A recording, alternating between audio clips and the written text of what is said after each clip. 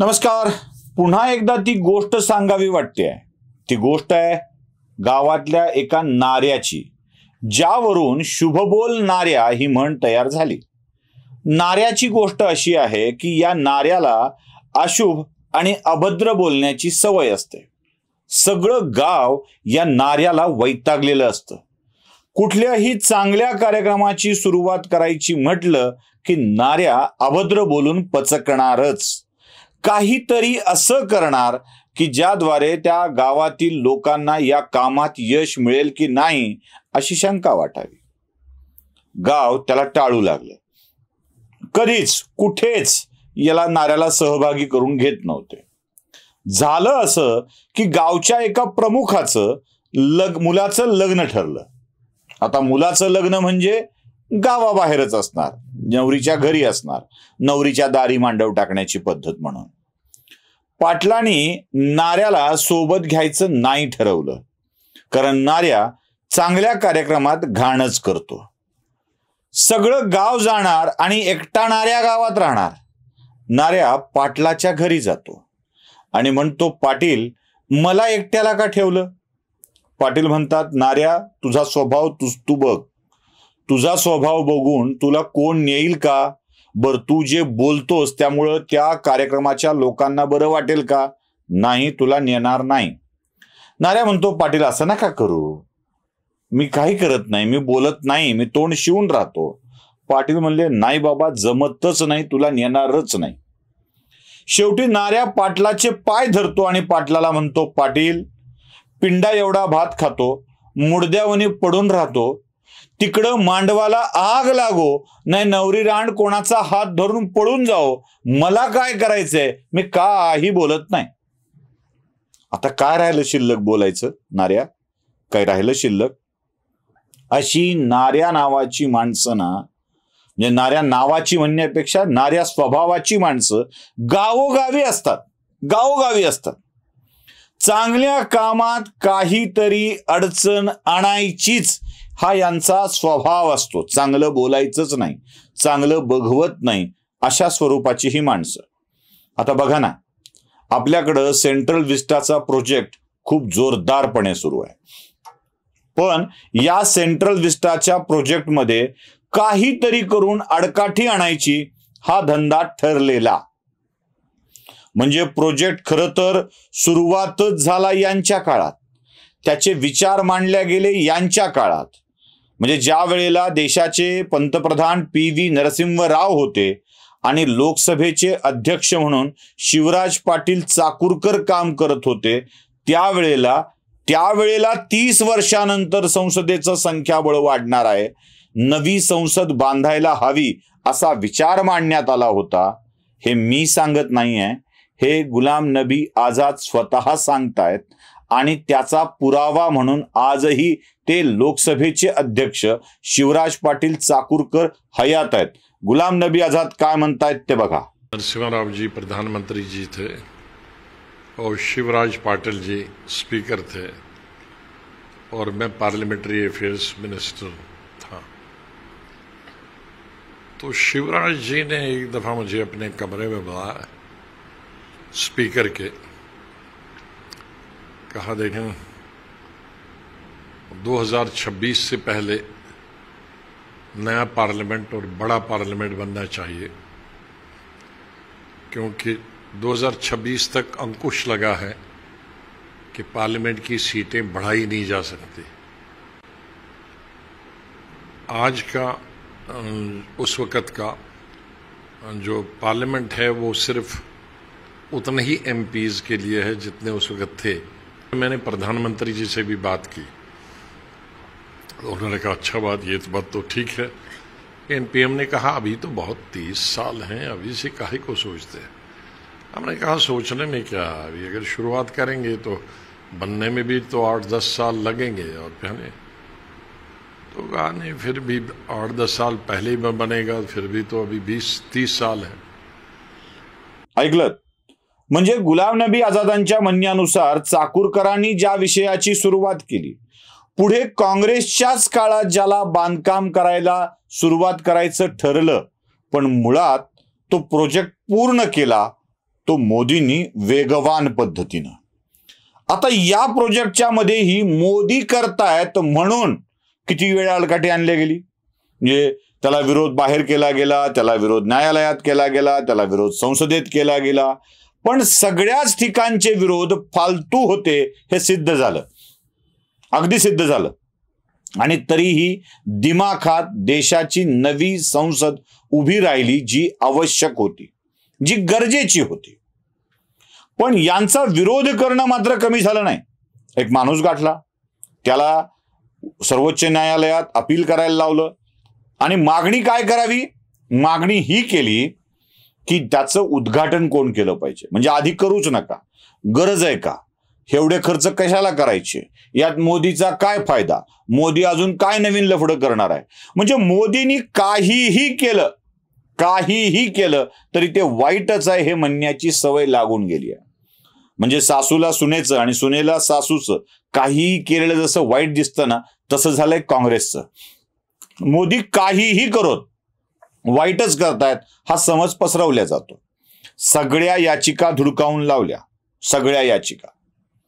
सगळ्या बाबत सेंट्रल विस्टा पूर्ण करण्याबाबतची परवानगी मिळाली. आणि त्यानंतर जेव्हा हा प्रकल्प पूर्ण झाला तेव्हा उद्घाटनावरून वाद, तेव्हा त्या राजदंडावरून वाद. राजदंडाविषयीची सविस्तर माहिती तुम्हाला उमरीकर त्यांच्या व्हिडिओमध्ये देणार आहेत, उद्या सकाळीच तो येईल. त्या राजदंडावरून सुद्धा वाद, तो कोणाचा, तो कसला. अरे लॉर्ड माउंट बॅटननी जाता जाता सत्तेचं प्रातिनिधिक हस्तांतरण करायचं म्हणून देशातल्या दाक्षिणात्य पद्धतीनुसार, द्रविडी पद्धतीनुसार राजदंड नेहरूंच्या हातात दिला. त्या राजदंडाला नेहरूंनी सोन्याची काठी म्हणलं आणि आपली प्रायव्हेट प्रॉपर्टी केली. त्याला त्या प्रयागराजच्या आनंदवन भुवनमध्ये नेऊन ठेवलं आपलं असल्यासारखं. तोच राजदंड आता त्या लोकसभेत स्थापित होणार आहे, यावरून सुद्धा वाद.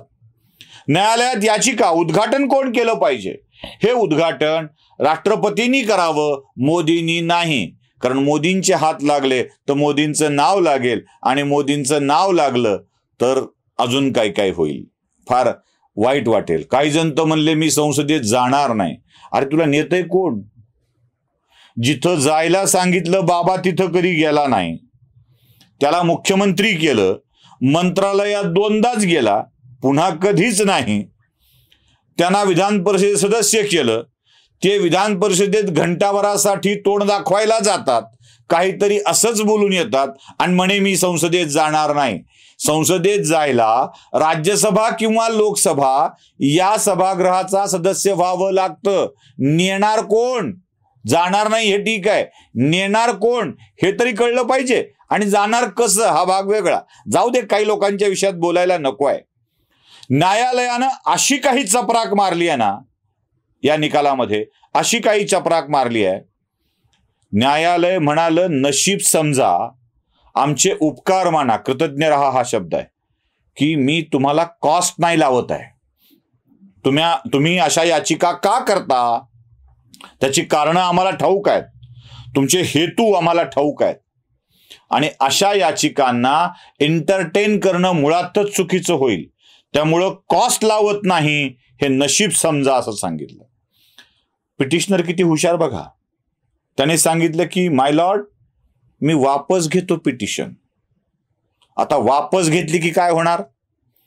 पिटिशन वापस घेतल्याबरोबर हायकोर्टातून पिटिशन विड्रॉल झाली आहे, माफ करा, सुप्रीम कोर्टातून पिटिशन विड्रॉल केली आहे असं सांगून पुन्हा हायकोर्टाचे दरवाजे ठोठावता येतात.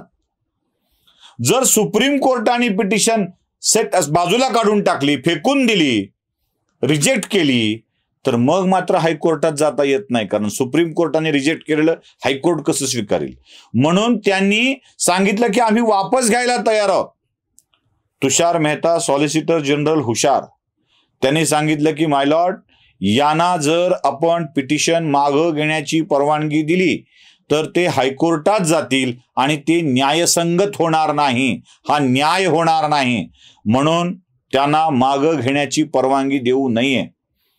सुप्रीम कोर्टानं त्यांचं पिटिशन फेटाळून लावलं, वापस घ्यायची परवानगी नाही दिली. म्हणजे सुप्रीम कोर्ट या विषयात इतकं आग्रही आहे. बरं, कारण काय? उद्घाटन कोण करायचं? काय फरक पडतो? मोदींनी केलं काय, राष्ट्रपतींनी केलं काय, नाही अजून कोणी केलं काय? अरे, ज्यानं आपल्या कार्यकाळात याच्या भूमिपूजनाचा दगड लावला आणि त्यानंतर प्रत्यक्षात इमारत उभी केली, त्या व्यक्तीने याचं उद्घाटन करण्यात तुमचं बिघडलं कुठे? बर, राष्ट्रपती या संसदेचा भाग आहेत, त्या प्रमुख आहेत. कारण देशाची सार्वभौम संसद राज्यसभा, लोकसभा आणि राष्ट्रपती यांनी मिळून बनते. तशा नियमानुसार, त्या संकेतानुसार, नियमांच्या पेक्षा संकेतांचा भाग आपण बघूया. जर देशाच्या राष्ट्रपती या संसदेचा भाग असतील तर त्यांच्याच हस्ते उद्घाटन करणं हे संकेताला धरून होईल का? मुळात देशाच्या राष्ट्रपती जेव्हा या कार्यक्रमाला प्रमुख अतिथी म्हणून हजर असतील त्यावेळेला त्या होस्ट असतील, यजमान असतील, कारण त्यांच्या संसदेच्या इमारतीचं उद्घाटन होतं आहे. म्हणून देशाचे पंतप्रधान ज्यांनी ही इमारत उभी केली ते या इमारतीचं उद्घाटन करतील. देशाचे पंतप्रधान म्हणजे फक्त नरेंद्र मोदी नव्हे, पंतप्रधान हे पद म्हणतोय मी. काय बिघडतं यात? बरं, आधीचे काय काय धंदे आहेत? आधी काय घडलंय? आधी संसदेतल्या कोणत्याही विषयाचं उद्घाटन कोण केलंय? पंतप्रधानांनी केलंय. मग नेहरू असतील, इंदिरा गांधी असतील की अजून कोणी असेल, त्यावेळेला चालतं. आणि आता मात्र मोदी नको. मोदी द्वेषाची किती किती म्हणून तुमची उजळणी करावी तुमच्या मोदी द्वेषाच्या विषयांची? नशीब समजा सुप्रीम कोर्टाने अशा प्रकारे थोबाडीत मारली आहे. फक्त थोबाडीत मारली एवढं नशीब समजा. म्हणजे कृतज्ञ राहा म्हटलं ती कॉस्ट लावत नाही आहे, स्वतः न्यायालय असं म्हणतंय. तरीही यांना आपल्या तोंडात मारून घेण्याची सवय जात नाही. म्हणून मी सुरुवातीला नाऱ्याची गोष्ट सांगितली. कुठल्याही प्रसंगात नाटच लावायची, वाईटच सांगायचं.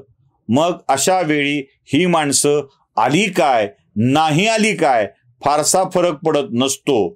त्यामुळंच अशा नाऱ्यांना लोक गावात ठेवून लग्नाला जात असतात.